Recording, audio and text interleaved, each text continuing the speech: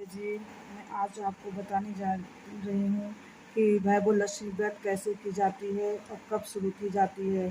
तो आपको ये जानकारी मैं देने जा रही हूँ। भैबोलक्ष्मी व्रत 2 महीने में 2 पक्ष होते हैं, शुक्ल पक्ष और कृष्ण पक्ष। तो हमेशा भैबोलक्ष्मी व्रत शुक्ल पक्ष से ही शुरू की जाती है। और भैबोलक्ष्मी व्रत जब भी आप करें तो कोई मन्नत मांगने के बाद ही व्रत स्टार्ट करें। जब आपको वो मन्नत पूरी हो जाए तब आप भैबोलक्ष्मी व्रत का व्रत शुरू करें और फिर उद्यापन करें। तो ये व्रत करने की विधि ये है। पहले आप जो है क्या-क्या सामग्री लगती है, एक लोटे में आप स्वास्तिक बना दें। देखिए मैंने पहले से स्वास्तिक बना लिया है। और उसके बाद शंख, अगर आपके पास शंख हो तो आप शंख रख लें। ये देखिए मैंने शंख रख लिया है। और फिर उसके बाद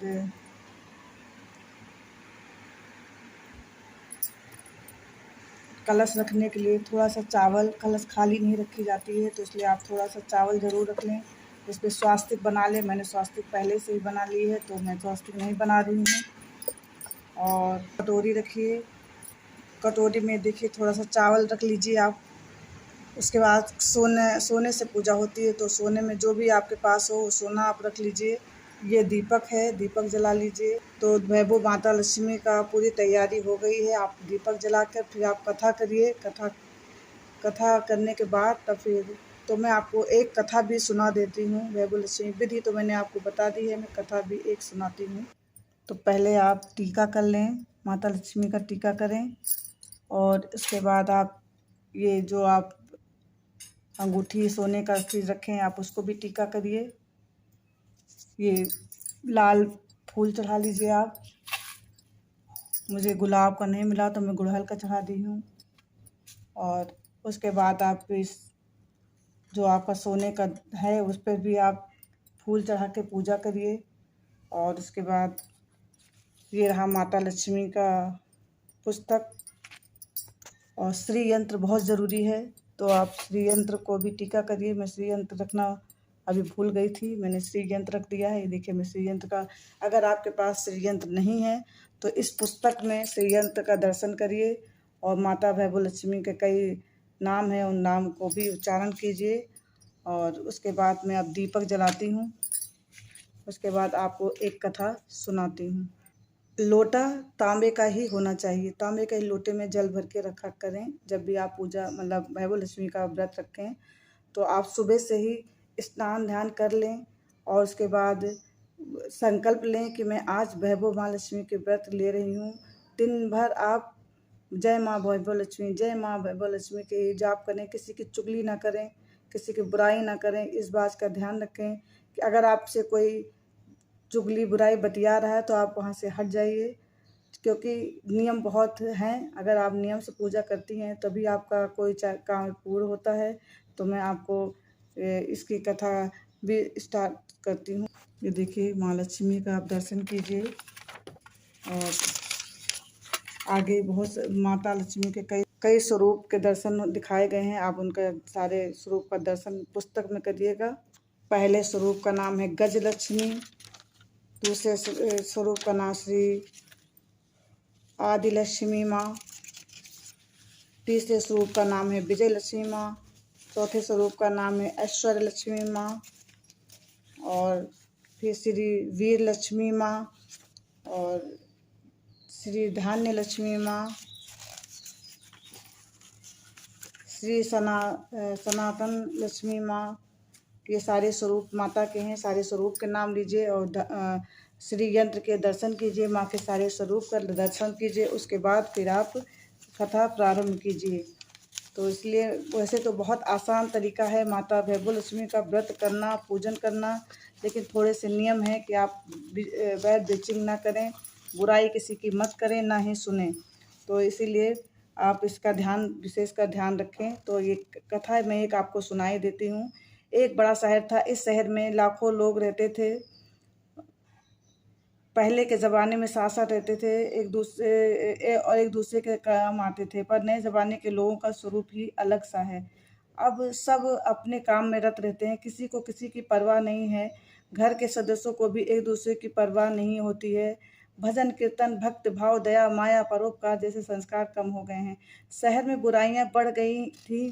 शराब, जुआ, रेस, व्यभिचार, चोरी, डकैती वगैरह बहुत से गुनाह शहर में होते थे। कहावत है कि हजारों निराशा में एक आशा छिपी रहती है।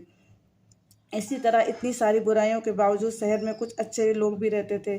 ऐसे लोगों में शीला और उनके पति की गृहस्थी मानी जाती थी। शीला धार्मिक प्रकृति की और संतोषी थी। उनका पति भी विवेकी और सुशील था। शीला और उनका पति ईमानदारी से जीते थे। वे किसी की बुराई ना करते और प्रभु भजन में अच्छी तरह समय व्यतीत कर रहे थे। उनकी गृहस्थी आदर्श गृहस्थी थी और शहर के लोग उनकी गृहस्थी की सराहना किया करते थे।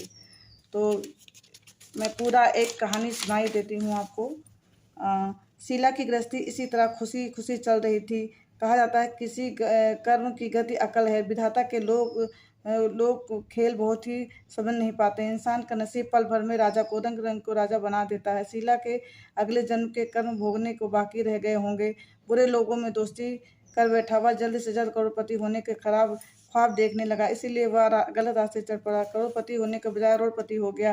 भिखारी जैसा उसकी हालत हो। शहर के शराब, जुआ, रेस, चरस, गांजा आदि जल्दी से जल्द पैसा कमाने में, राज में, दोस्तों में, रेस जुआ में खेलने लगा। इस धनराशि शीला इसी तरह दुखी रहने लगी और वह दिन रात रोती पीटती रहती थी और उसका पति जुआ, शराब, गांजा इसमें परेशान रहता था और कोई काम भी नहीं करता था।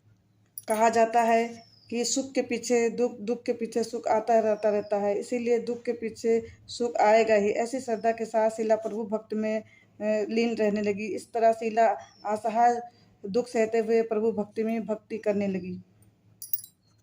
शीला एक दिन बैठी थी कि एक दिन एक माँ जी आ गई और कहने लगी कि शीला मुझे पहचाना नहीं। शीला ने संकुचा कर कहा, माँ आपको देखकर बहुत खुशी हो रही है, बहुत शांति हो रही है। ऐसा लगता है कि मैं बहुत दिनों से आप जिसे ढूंढ रही थी वो आप ही हैं, पर आपको पहचान नहीं सकी। माता ने हंस कर कहा, क्यों भूल गई? हर शुक्रवार को लक्ष्मी जी के मंदिर में भजन कीर्तन होते हैं, तब मैं वहाँ आती हूँ। वहाँ हर शुक्रवार को हम मिलते हैं। पति गलत रास्ते पर चला गया, तब से शीला बहुत दुखी हो गई थी। दुख के मारी वह लक्ष्मी जी के मंदिर में नहीं जाती थी। बाहर से लोगों को नजर मिलाते में उसे शर्म आने लगती थी। याददाश्त पर जोर दिया पर माँ जी याद नहीं आई। वो कोई और नहीं था, वो माता लक्ष्मी ही थी। लक्ष्मी जी का व्रत करने उन्होंने बोला कि तुम ऐसा करो कि हर शुक्रवार को माता लक्ष्मी का व्रत किया करो और व्रत करके पूजा भाव किया करो और तुम्हारे ये सारे दिन बदल जाएंगे। माता लक्ष्मी की उसी दिन से शीला ने माता लक्ष्मी का व्रत करना शुरू कर दिया और व्रत करके वो माता का पूजन पाठ करने लगा। धीरे धीरे करते करते उसका पति भी ठीक हो गया और वो दोनों फिर उस नौकरी भी करने लगा और सुखपूर्वक दोनों लोग रहने लगे। तो ये व्रत आप ज़रूर करें। जब भी आपको कभी मुसीबत आए तो माता लक्ष्मी की व्रत रखने का संकल्प करें और उद्यापन ज़रूर करें। इस उद्यापन में 7 महिलाओं को भोजन कराएं या 7 कन्याओं को भोजन कराएं। उनको सुहाग का सामान दें और खीर का भोग ज़रूर लगाएं। माता लक्ष्मी को खीर बहुत प्रिय है, इसलिए खीर का भोग ज़रूर लगाएं। और हमने खीर तो नहीं बनाई है, खीर नहीं बनाई, पर मैंने मखाना का भोग लगाया। मैं भोग रखना थोड़ा, ये देखिए मैं मखाना का भोग माता को लगाई हूँ और खीर मैंने नहीं बनाया। कोई भी मीठे चीज़ का अगर आप शाम को व्रत तोड़ें या जब भी आप खाना शाम को खाएं तो भोग लगाने, खीर मखाने के खीर का भी भोग लगा सकती हैं, चावल के खीर का भोग भी लगा सकती हैं। एक समय अनाज खाया जाता है, इसलिए आप किसी भी चीज़ का भोग लगाएं। इससे मेरे पास मखाना था, अभी मैंने खीर नहीं बनाई है तो मैंने मखाना का भोग लगा दिया है। तो आप लोग इसी तरह भगवान माता रानी का व्रत रखें और ये व्रत करने से हर इंसान का दुख दूर हो जाता है। और ये कभी मत भूलें कि दुख के बाद सुख और सुख के बाद दुख अवश्य आता है। तो माता लक्ष्मी का व्रत मैं इसी तरह है। अब मैं समाप्त करती हूँ। राधे राधे। आप मेरे चैनल को सब्सक्राइब करें, वीडियो को लाइक करें, कमेंट करें, शेयर करें और बेल आइकन दबाना बिल्कुल भी ना भूलें। राधे राधे। अब मैं समाप्त करती हूँ। और जैसे शीला का दिन बहुरा, जैसे उसका दिन बदला, वैसे सभी हमारे जितने भी देखने वाले व्यूअर हैं उनके सबके दिन बदले और जो ये कहानी कथा पढ़े और व्रत रखें उनके दिन बदले। राधे राधे। जय माता लक्ष्मी। जय माता लक्ष्मी।